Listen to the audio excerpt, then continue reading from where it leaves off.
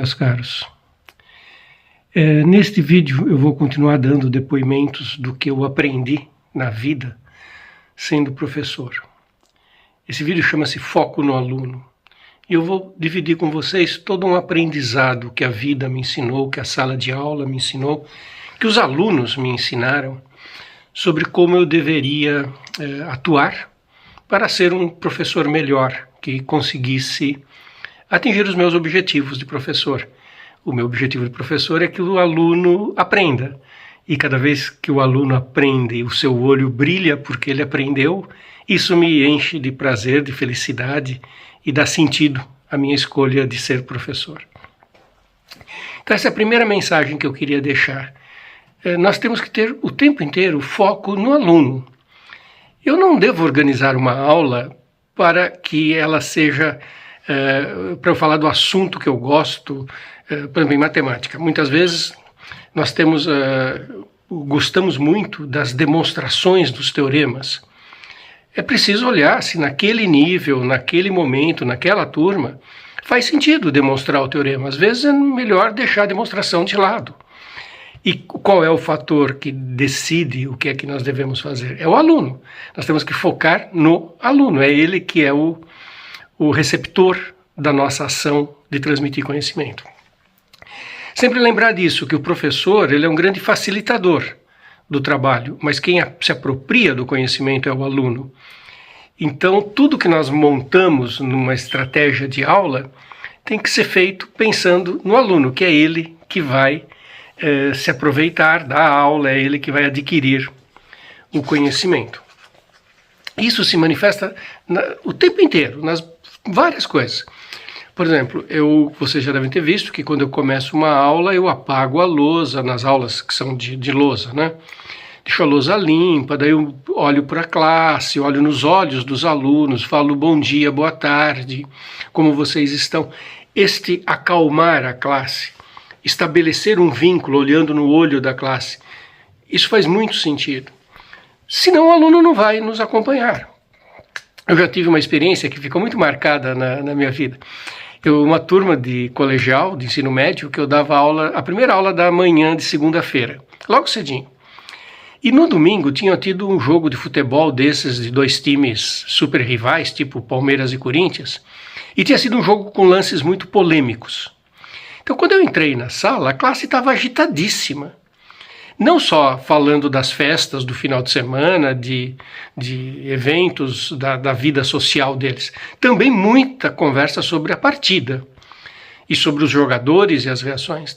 E eu gastei um tempinho para acalmar todo mundo, conversei um pouquinho com eles sobre a partida, organizei para que eles pudessem aos poucos se acalmar, se aproximar de mim e que nós estivéssemos juntos, eles e eu, para ter uma aula de matemática. Não faria sentido começar a aula de forma abrupta, né? Então, e aí eu acabei de falar, né, que eu apago a lousa toda. É fundamental que a gente organize o suporte de onde a gente vai dar aula. Pode ser uma aula tradicional em lousa, que foi o que eu mais fiz na vida, mas eu também fiz muitas aulas em estúdio, na TV. Estou conversando com vocês agora através de um vídeo que vai para o YouTube. Às vezes a gente usa slides, PowerPoint para fazer uma aula, passa um filme ou leva um material impresso, uma folha de papel, folhas de papel com coisas que os alunos vão trabalhar em cima. O que quer que seja, tem que ser dimensionado pensando que é o aluno que vai trabalhar, que é o aluno que vai recortar o papel, que é o aluno que vai anotar a aula. E tudo tem que fazer sentido para ele. Não é para satisfazer as nossas necessidades. Vou dar um exemplo de uma coisa que eu aprendi, né? Estou falando das coisas que eu aprendi na vida de professor. Quando eu comecei a gravar aulas em estúdio, tendo preparado antes uma apresentação em PowerPoint, eu tive uma reação equivocada. As minhas primeiras aulas, eu colocava um monte de fórmulas nos slides da apresentação em PowerPoint. Uma ansiedade de colocar muita informação. E como o tempo da aula era menor, né, em videoaulas a gente faz aulas mais curtas, eu queria encher de informação. E depois as aulas ficaram muito pesadas. Os slides, quando eram projetados, estavam cheios de forma. E aí eu tive que aprender, e eu aprendi que para o aluno não é isso o melhor. Para o aluno eu tenho que aprender quanto que eu vou carregar um slide. O slide tem que ser agradável de ver, tem que ser comunicativo, e não adianta ficar enchendo de fórmulas. Então a gente tem que ter sempre isso em mente, preparar o material da forma que o aluno vai se sentir confortável. Isso se reflete também na programação que a gente faz, no tempo que a gente leva para discutir um assunto. Eu trabalhei uma vez numa escola que tinha um professor de história que ele achava muito importante o período Getúlio Vargas.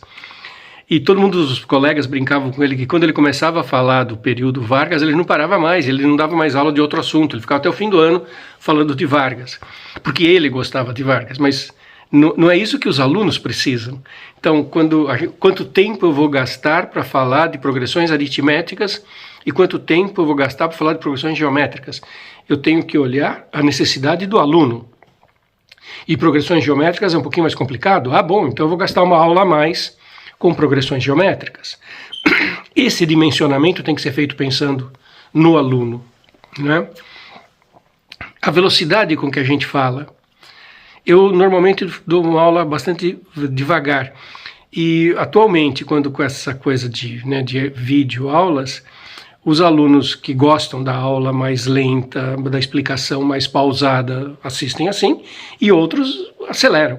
Eu estive no ITA uma vez para fazer uma palestra, convidado pelos alunos, e uma aluna fez questão de me conhecer, que ela gostava muito das minhas aulas. E ela disse assim: "Oi, professor Possani, que prazer conhecê-lo. É a primeira vez que eu estou te vendo em velocidade 1x.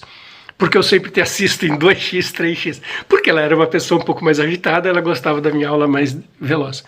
Mas a velocidade com que a gente fala, o tempo com que a gente gasta numa explicação, tem que ser dimensionado pensando no aluno. É ele que tem que se apropriar do conhecimento, não é? Então essas são preocupações importantes que nós devemos ter como professores, né, na hora de organizar as nossas aulas. Nessa mesma linha, né, que eu digo de acalmar a classe para começar toda a aula, eu tento dizer o que nós vamos fazer naquela aula, por quê, que conexão aquele assunto tem com os assuntos anteriores. Eu uso muita referência de história para contar por que aquilo é interessante. Por exemplo, pensa no produto de matrizes. Para os alunos, de repente, o professor entra numa aula e começa a fazer umas tabelas de números e multiplicar linha por coluna. O aluno não vai entender por que está fazendo isso. E em 5 minutos você conta que aquilo foi feito pelo Cayley, como é que ele descobriu, por que ele chegou naquele produto. E isso torna o produto de matrizes obra de um ser humano, não uma coisa absolutamente insana. Então, junto com preparar o ambiente para a aula, junto aos alunos, preparar também o que nós vamos fazer, por quê, como, a velocidade com que nós fazemos, tudo isso é muito importante, pensando sempre no aluno. Outra coisa que, inclusive, a gente vai aprendendo com o passar do tempo, as dúvidas dos alunos. Tem um ponto da matéria que gera dúvida, então vamos mais devagar, levantemos aquelas dúvidas, sabendo que aquele é um ponto difícil, perguntemos para os alunos se eles estão acompanhando. Eu gosto muito de pôr essas pausas nas minhas aulas, vocês podem observar nas gravações, nos vídeos, que muitas vezes eu paro e pergunto para os alunos: estamos juntos? Isso, além de fazer uma pausa, além de dar um tempo para o aluno que eventualmente esteja querendo fazer uma pergunta, se sentir mais à vontade para fazê-la, também perguntar: estamos juntos? Traz o aluno para junto de mim, dá uma mensagem para o aluno que eu quero que ele esteja comigo, dá uma ideia de cooperação, de parceria. Então, cada professor vai ter a sua estratégia, mas a mensagem que eu deixo com isso é que sempre tentando trazer o aluno para perto da gente, porque ele é o aprendiz, é ele que vai adquirir o conhecimento, tá certo? Então, Outra coisa que acontece muito em aula é a gente às vezes tem que tratar de questões delicadas. E aí isso gera muitas vezes conflitos, né? Dependendo da matéria, dependendo do momento. Às vezes a gente está falando de um assunto que pode gerar um conflito com a religião do aluno, com a crença política do aluno. E aí é preciso muita delicadeza, é preciso muito respeito ao aluno. E é possível fazer isso. É possível falar de um tema muito delicado, muito difícil, e sempre deixando espaço para essa mensagem para o aluno. Olha, esse tema é complexo, existem muitos pontos de vista, e ter respeito por esses pontos de vista alternativos ou diferentes que alguns alunos têm. E falando em respeito, né, sempre respeitar as dúvidas dos alunos, jamais desqualificar uma dúvida, jamais desqualificar uma nota baixa, uma avaliação que o aluno tenha ido mal. Essas experiências são muito difíceis. Um dia eu estava tentando motivar uma sala e dizendo que a avaliação que eu tinha feito, ela estava muito adequada para o nível do que nós estávamos fazendo. E eu queria deixar para os alunos a mensagem de que eles conseguiriam dominar aquele assunto e se sair bem nas provas. Então, eu estava fazendo uma colocação toda de que a avaliação que havia sido feita e as futuras estavam muito ligadas ao que nós estávamos fazendo em sala de aula, e que se eles se dedicassem, eles teriam todas as condições de ir para frente. O meu discurso era motivacional. E uma aluna começou a chorar. E, bom, eu fiquei ali sem saber o que fazer, fui até ela, mas por que você está chorando? Falou, porque você tem toda a razão. Você fez uma prova totalmente adequada. E eu estudei um monte, e eu fui super mal. É porque eu sou burra, porque eu sou isso, eu sou aquilo. E aí é que a gente precisa estender a mão, sair dessa saia justa, levantar o astral do aluno, trazer esse aluno para perto, dizendo, não, você não é burra, você tem o seu tempo de aprendizado, você tem o seu timing, você tem as suas condições, você tem coisas que te atrapalharam. Mas é muito importante sempre valorizar o aluno, estar muito atento a essas questões de bullying, de piadas de mau gosto, e não fazer isso e não permitir que os colegas façam, né? Criar um ambiente assim super positivo dentro da sala de aula. As avaliações têm que ser avaliações muito coerentes, né? E como eu disse, a gente aprende muito na vida. Eu já cometi todos esses erros que eu estou falando para vocês. Eu já cometi esses erros. Eu me lembro de uma das primeiras provas que eu preparei na vida. Estava dando aula num colégio técnico. E eu fiz uma prova cheia de questões com truquezinhos. E eu estava feliz. Eu fiquei feliz quando eu preparei a prova. E eu olhei e falei, olha que legal, tem uma pegadinha aqui nessa questão. Será que eles vão perceber? E era totalmente inadequada aquela prova, aquela avaliação.